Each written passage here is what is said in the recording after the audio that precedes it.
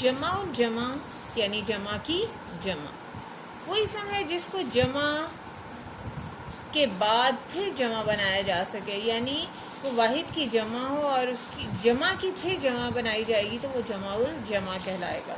مثلا ادویات، جیسے دوا کی جمع ادویہ اور ادویہ کی جمع ادویات۔ اسی طرح جوہر جواہر جواہرات، رقم رقوم رقومات، وجہ وجوہ وجوہات، رسم رسوم رسومات، خبر اخبار اخبارات، فیض فیوز فیوزات۔ تو یہ جمع کی جمع ہیں اور جمع الجمع کی مثالیں ہیں۔ اس کے بعد ہم آتے ہیں تثنیہ۔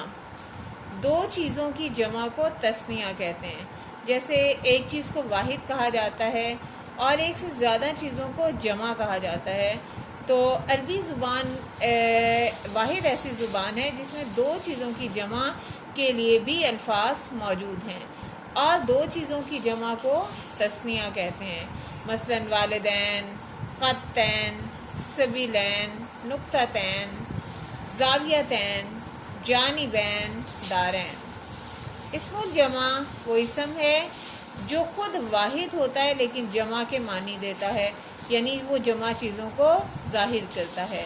جیسے لشکر، لشکر میں بہت سے لوگ ہو سکتے ہیں، ان گنت، لاکھوں میں بھی، ہزاروں میں بھی، کروڑوں میں بھی۔ اسی طرح فوج، بحری، بری، فضائی، تین قسم کی شعبے بنا دیے گئے ہیں فوج کے اندر، اور وہ ساری اگر ہم کہیں گے پاکستانی فوج تو فوج میں وہ سب آ جائیں گے، جماعت، گروہ، ڈار، ریور، پارٹی، محفل وغیرہ۔